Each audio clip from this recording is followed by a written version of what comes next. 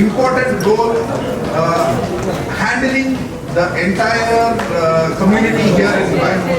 Can you please tell us, as Dubai municipality, what are the sustainability initiatives you're doing and how are you making our lives better? Our sector is mainly responsible of the buildings in Dubai, permitting and etc. So we have implemented a number of initiatives such the implementation of circular economy, also the implementation of smart buildings in new constructed buildings or the existing buildings, as well as SAFAT, green building, which is a green sustainability rating system, as well as the implementation of the new construction technologies in construction. Call the queen of homes in Dubai. So she runs and manages Owners Association, and I don't know how many homes you are touching and how many mobile phones your app is into. Can you please tell us something about F.E.D.A, what you do in Dubai, and your initiatives on sustainability? Thank you, Sam, for those glowing words.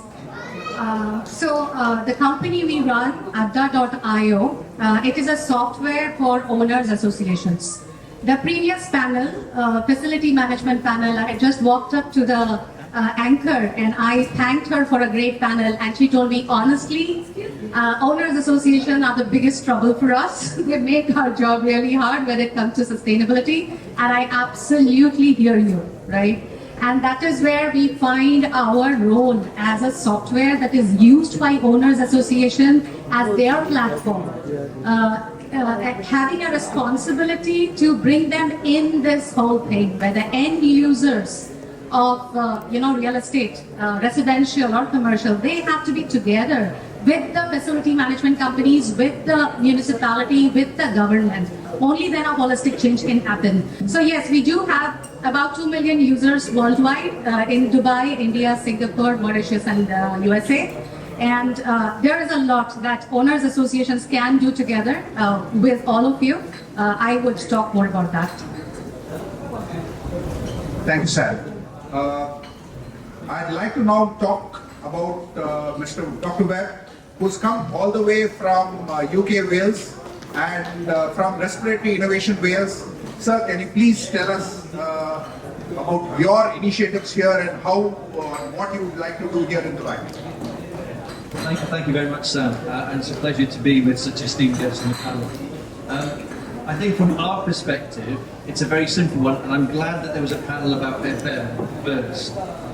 My belief is that FM and buildings are the greatest source in the future for health and wellness, for human-centric and planetary health. They touch more people than healthcare systems ever touch every single day. They touch demographics in our society more frequently than healthcare does every single day. Buildings have children in them. Buildings have workers in them. Buildings have people who make these buildings their home. And it's critical for us to design things together about how we're creating a new future for buildings using technology and innovation so that every single building contributes to the health and wellness of the people using that building in a joint collaboration between academia, industry, public sector and government. We should ensure that our buildings of the future and our retrofits look after and protect and enshrine health and wellness from the way that they're designed. So again, I would stress my feeling is that facilities management, the way that we design buildings, are the way forward to equitably introduce health and wellness to all populations. If you're in the north, if you're in the south, if you're in the east and the west, through standards, and that's part of the work that we do from Respiratory Innovation. I am from Abu Dhabi Tech Center, and our main concern is to enhance and protect the public Abu Dhabi resident health. So we give a big attention for indoor air quality, as you know. Since 2019 to 2012, we work collaboratively with the stakeholders from inside UAE and outside for burden of disease assessment, which is the first in UAE and the first in the region also. And this assessment shows us indoor air quality is the second priority risk affecting human health after ambient air. For that, in 2016, we made a gap analysis to know what kind of laws we have in UAE, in federal law and local law in level, but there is no federal or local law for the indoor air quality. And also there is no clear rule and responsibility in monitoring the indoor air quality. For that, Abu Dhabi for the first center designed indoor air quality project from 3 phases. The first phase achieved in 2020, and a lot of outcomes coming from it. The most important one is the 10-year action plan, including 28 initiatives for governance, research, monitoring, and awareness. From 2020, and we'll continue working until 2024, we are working in phase 2 and 3, which is the research agenda and awareness program. And from 2024 until 2034, we will implement our action plan and we'll work beyond that. Thank you very much, ma'am. We feel safe with you in the helm of affairs. Madam Meena, you're an architect and you're a very innovative person. Can you please tell us what are the new innovative things Dubai Municipality has in plan for us? What are you doing which we can look forward in the next few years? First, I will be encouraging you guys to come by Dubai Municipality platform to take a look more details about the type of things that we are promoting in terms of the construction technologies. To answer your question, there's lots of construction technologies that we are seeing today that Dubai Municipality is working hard to promote or doing a great effort to promote, such as the 3D construction or the 3D printing technology, as well as the modular system.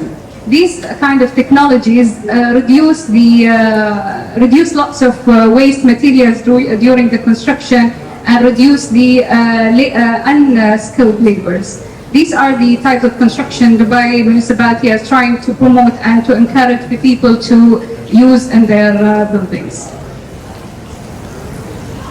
Thank you very much, ma'am. I really enjoyed your last presentation, which you had made on 3D printing. And it was a real eye-opener for real estate developments like us that Dubai Municipality is taking the lead in all this. I mean, we are so lucky that our government has such a vision and there are people like Madam Meena who's there to support us in such initiatives. Sam, I know that ADA works closely with RERA and multiple stakeholders. Today we have Dubai Municipality, we have the Health Authority. How is your next evolution? Are you going to enter into a collaborative agreement with them? What are your plans in UAE? Well, that's a very big picture question. If you allow, I'll go to the small picture, which is at the level of a household, right? Right, okay. Now, probably there are many households that want to be green, that want to do the right things, that want to change habits and things like that, right? But probably they are a minority today. Everybody wants to be green, but they don't want any inconvenience. They don't want to pay more for, I was talking to the gentleman here who sells sustainable chemicals, right? So if you tell me my dishwasher will cost 3 times more, but it's the right thing to do for the climate, I'll be like, nah, not in my budget, household budget, right? That is the majority, let us be very honest, right? But then there is a minority of household, of owners in every community, in every residential community that wants to do the right thing. It's okay to take some of the inconveniences. It's okay to pay a little more because that's the right thing to do for the planet. Now, let us understand that urban households are one of the largest contributors to carbon emission. 30% of all carbon emissions, I understand, is from urban households. And generally households, and urban households have 3 times more contribution to carbon emission than rural households, right? Okay, now, the reason I am probably in this stage is because we have worked with hundreds of associations where These few households who knew what the right thing to do scaled it at an association level. They said, look, we have a huge rooftop, right? Let us install solar panel. Yes, there is a big debate on ROI, right? But the kind of people who get elected or who become the leaders in an association, they have great consensus building.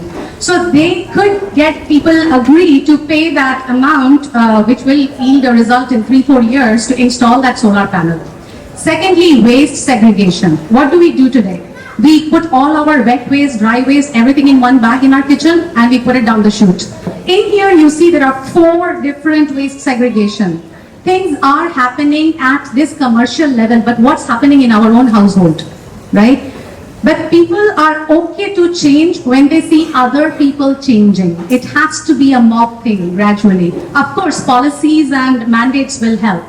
So here are associations who have mandated waste segregation at source. They have given a green bucket and a red bucket to be kept in each kitchen, and they collect the garbage, the wet waste separately, dry waste separately, dry waste is segregated, wet waste is composted. Zero waste community. Now when we work with these communities, we realize they are doing a great thing, but how do others get to know about it, right? How can we sing their praise? So that's when we install something called Rise High Awards. So we say that the developer builds the high rise, the community makes it rise high. So that's the Rise High Award we installed, and it's given every 2 years to communities who have taken up these sustainability initiatives. And many of these are self-managed communities. They do not have large name facility management providers, etc. to help them through it. They have themselves gone and figured out vendors. They have built consensus among their owners, and then they have handled all the challenges, disputes. Very classic example. You go to your restroom, you see your flush water is grey. Everybody has an EU factor, right? But that's the right thing to do. Reuse of your grey water for your toilet flush, right? They have managed to get that done in their communities, which included plumbing change. But more than that, handling these concerns from owners. Did I buy this multi-million, apartment and to see, not clean, sparkling clean water in my flush, right? So that's where now, okay, this is with the small picture. Now at the big picture, imagine what can be done if this whole thing, these associations who are creating this change, and this change can be made known. Maybe this award can be given by the municipality, I'm just a software vendor, right? So somebody getting an award from a software vendor versus getting from the municipality, getting from the rural, via a very unbiased process of evaluation. Wonderful, right? So that's what I can think of. Terrific. That's a perfect collaboration of public, private. You've been in Dubai multiple times. You've met a lot of people. You see what we are doing. We are trying to do a lot of wonderful things. You are very experienced in terms of what is happening in other parts of the world, including UK. Can you please tell us how does Dubai stand? How can we learn from London? And how can we collaborate between UK and Dubai? You can have a phone call conversation with somebody in Australia, contact them through WhatsApp, etc. So the ability to communicate knowledge has massively changed with the digital age. Okay. Now it then goes down to, do people actually want to share knowledge, and how should that be shared?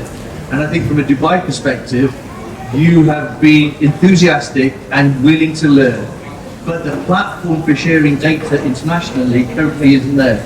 The platform for generating data internationally currently isn't there. So I think at COP28, there should be a willingness and a social movement to collaborate using data and using digital technology to share knowledge and transfer knowledge across the rest of the world. We've had this conversation already, Sam. We had a lovely conversation over dinner last night. It's the drive and the necessity to be able to share data for the better of everyone. We had an excellent colleague here from Africa, okay? Share data with Africa about how they can learn from it and what we can learn from Africa.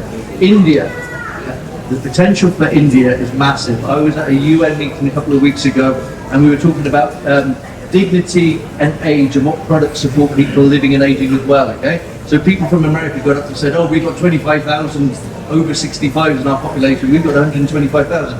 143 million people are over 65 in India. due to go to 357 million people over the next 10 years. If we can't learn from each other through federated networks of data collection and understanding, okay, we're never going to achieve what we need to achieve, okay? And it's that I think needs to be done, and that's call for action for me. Technology isn't the problem. You know well, Sam. We could go tomorrow and distribute sensors that tell people in real time what environments they're actually experiencing it, and deliver it via homeowners on an app that tells them exactly how their house is performing from an energy perspective, from an air quality. Yeah. So we can do this, but we just need that platform to be able to share. And we had an excellent conversation with you, okay? Get the young people involved on the same global basis to talk about what they want to see in the future and what they want us to do to give them as a legacy. 120 youth delegates from 70 countries. So we were explaining to them what they need to do at COP, how they can use the power of youth to influence their leaders. Ma'am, from the health authority perspective, what would be your advice to residents, to FM companies, to integrators like F.E.D.A? How can we make your life more easy, thereby improving our own health and safety? Actually, our action plan with all initiatives cannot be achieved without collaboration with all sectors and the public. And we need the governmental sector, and maybe it's obligatory for them to do their roles and responsibility. We need the help from the academic people and research and awareness programs. We need the help of private sector first. They can help in many things. They can offer the funds, the human resources, the tools, and they can offer the materials which is with the standards for indoor air quality and other things. Also, they can help in sharing knowledge and research and data about the people, how they can have a good mentality to open their minds and attending decisions and understand our idea. From our main concern is to protect their health, whatever. Thank you. What is the thing which you feel we should focus on as the private sector? How can we come and connect with you, learn from your experience, leverage from the strength and power of the municipality? To answer your question, I think, and we are doing it as a Dubai municipality, we are trying to sit down with different type of stakeholders, let's name them, the industry, consultants, contractors, to understand where is their fear to use certain technology, or how we can implement more technologies to, for example, recycle type of materials during construction or after construction. One of the Dubai municipality initiatives is the circular economy and creating the material passport, which is a passport for each material in the building. It will let you know how to use the materials in the building after the end of the cycle of the building itself. So it will help you to reuse the materials and at which limit. For example, the steel is different than the gypsum, etc. So we sat down with the people from the gypsum industry. We sat down with the people from the steel industry, etc. So we are trying to reach to them, trying to know what are their fears, what they are facing, and how we can collaborate. Based on that, we start taking our decisions and the initiatives.